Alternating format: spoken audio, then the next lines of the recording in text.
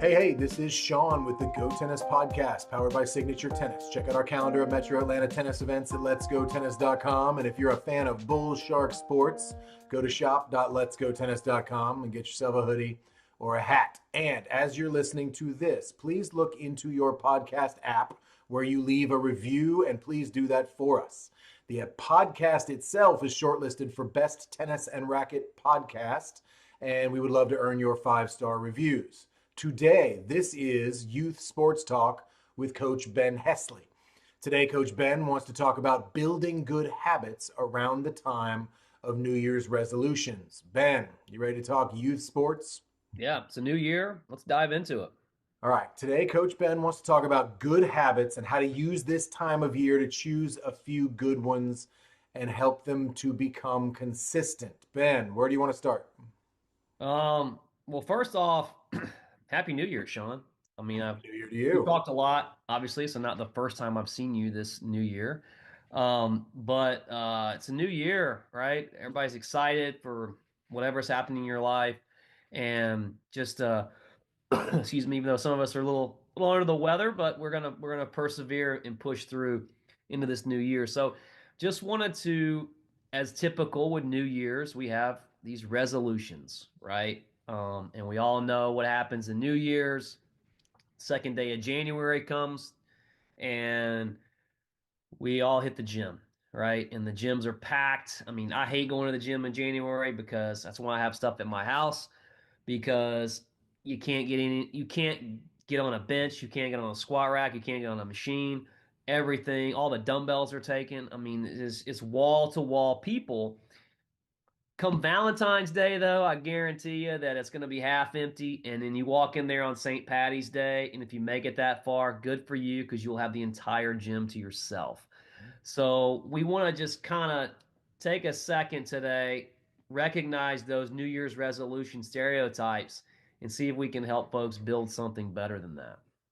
So, Ben, what's the theory on habits? I've heard 30 days, 60 days, 90 days. What do we subscribe to I here? don't know. I don't know. It's kind of like 30 days breaks a habit or something like that. I think that's a bad thing, right? Like if you eat French fries or smoke or something, if you don't do that for 30 days, you can kick it. I don't know if that's Mhm. true or not.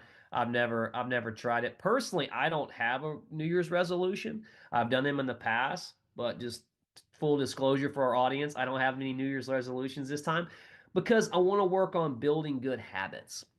And those habits should continue throughout the year. They should periodize and build up as we get towards whatever peak events we're facing that and during the calendar year. It shouldn't be this full-on load in the beginning of the new year because it's a new year. We want to do all these new things and we want to lose weight. We want to be better athletes and we want to be in better shape and we want to run the marathon this spring or whatever your goal is.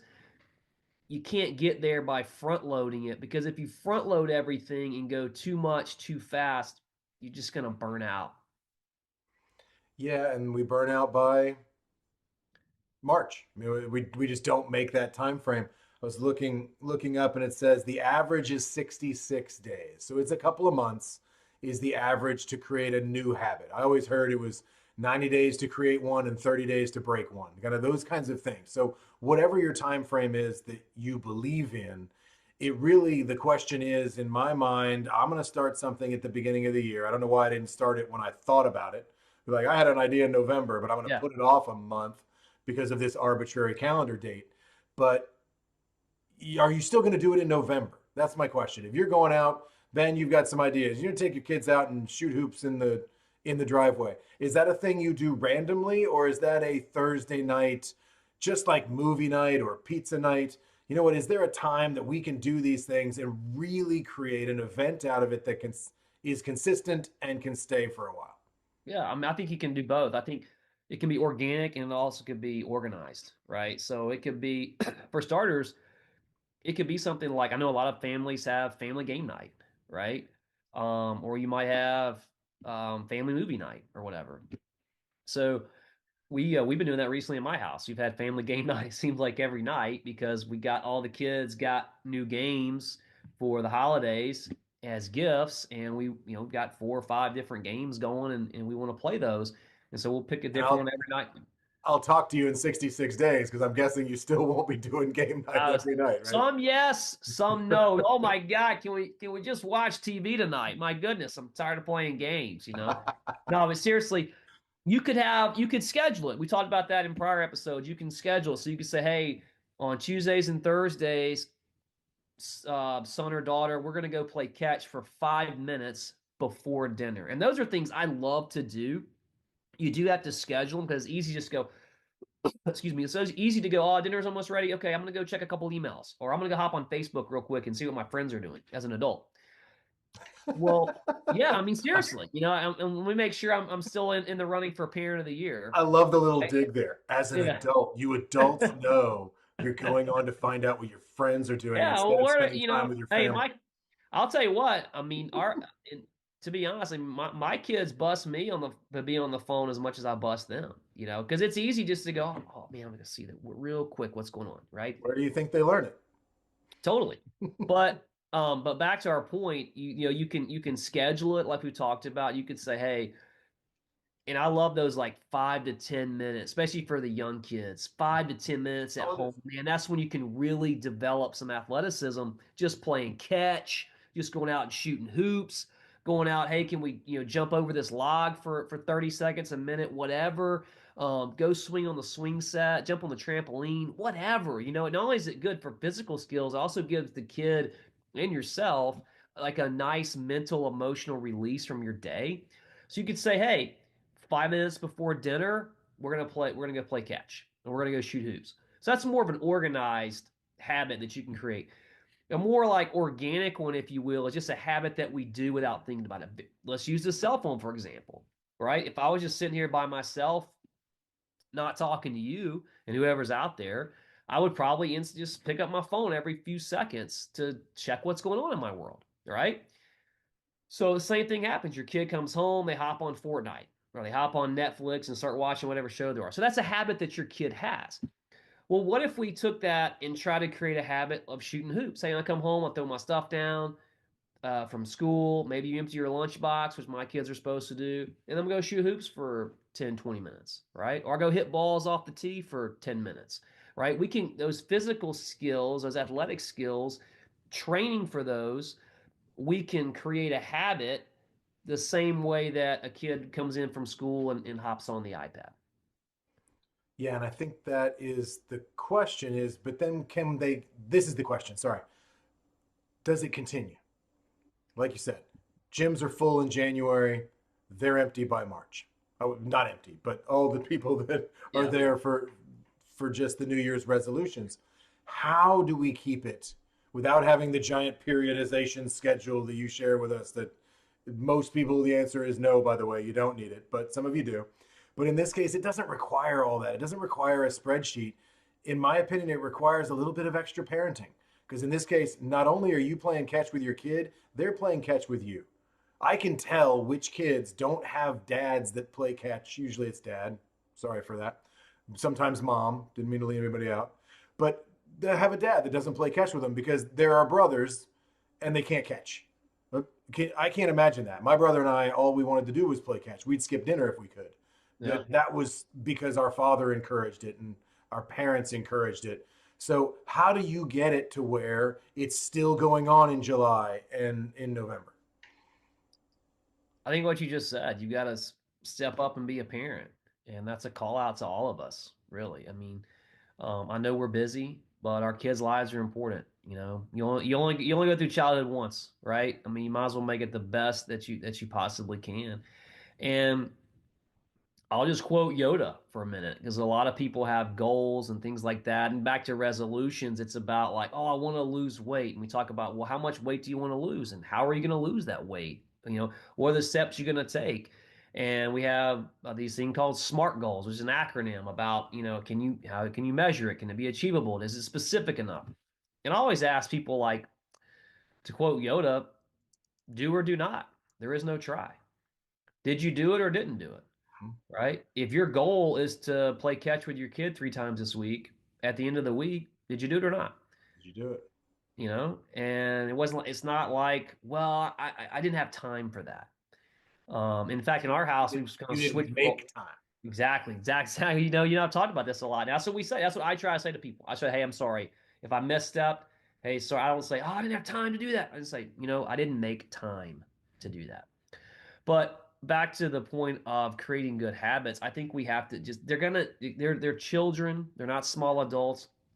They're gonna need some nudging, right? If we let them continue to stay on the iPad and play Fortnite and binge watch Netflix, it's going to continue to happen. You have to push them, give them, I say push them in a kind way, give them suggestions, right? Like say, hey, have you practiced piano today?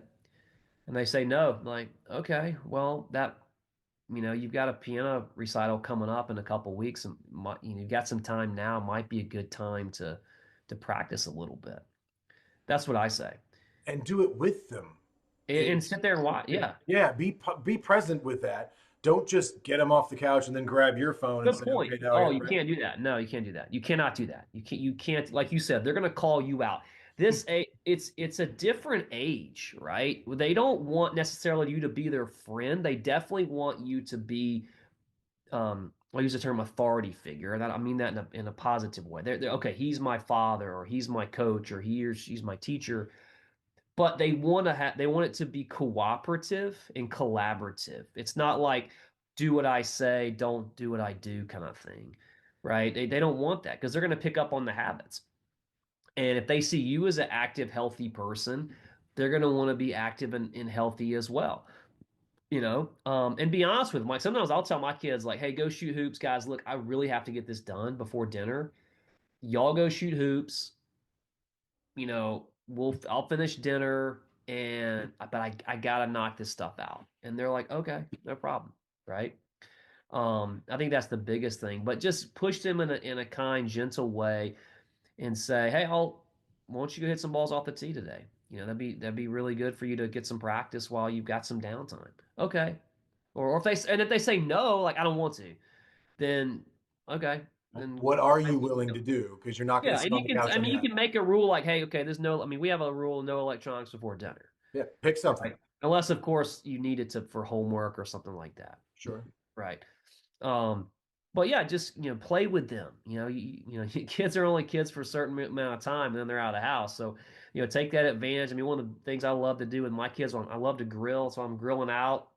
I'm flipping frisbees or footballs on my kids, playing with them.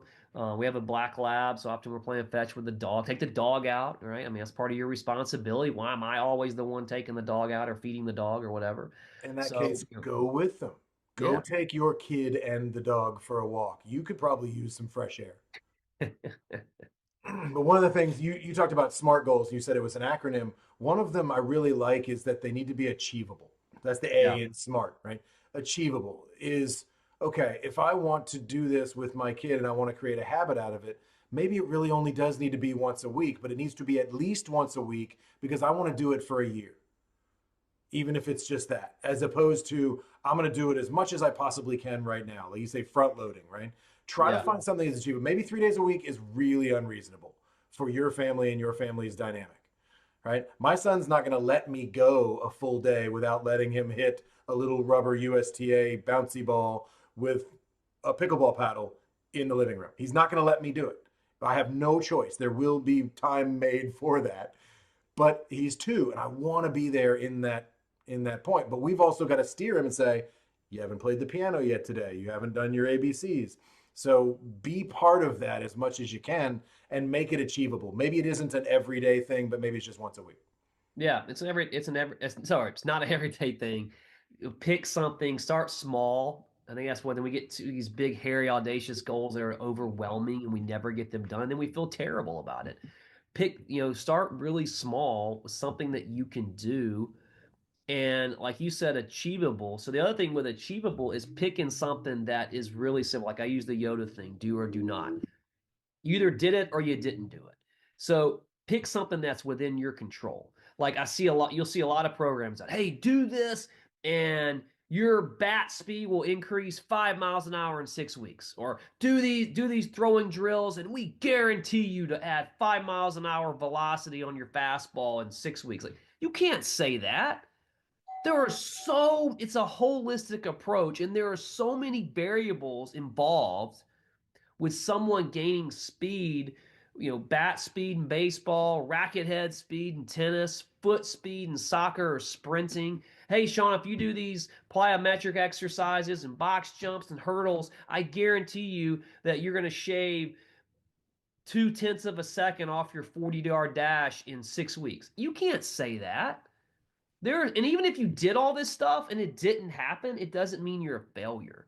So enjoy this and recognize these creating habits is a process. It takes days, months, weeks, years of continuous work to get to wherever it is that you want to be. And I don't think you should have I think it's good for kids to have dreams. Like, I want to be a professional athlete. I think that's fine. We shouldn't take that away from them, but understand that there are, it's a journey, it's a process, and we should enjoy that, right? Agreed. Improvement is a process, um, and we just want to continually chip away at that, and that's how good habits, or that's why good habits help develop, develop your kid as a better athlete. And you, the adult, you that are Yeah, listening, yeah. do it with them. Learn a little bit of piano, get a guitar and practice with the kid, because you know what? We need our own habits. We need our own hobbies. We need our own things to do in our downtime. Doing it with kids is a great excuse. Ben, what else you got? I think that's it. I think we nailed it. I'm just kind of moving kids in a direction, our families in a direction, to where being active lifestyle is just a habit that we do. We don't have to have necessarily a resolution. We don't have to have a bunch of goals. It's just how we are. It's who we are. It's part of our life. It's what we do. And let's just keep moving forward and see where it takes us. I like it. Ben, thank you so much. This has been Youth Sports Talk with Coach Ben Hestley. Thank you, sir. We'll see you next week. All right, stay warm and have a great week, everybody.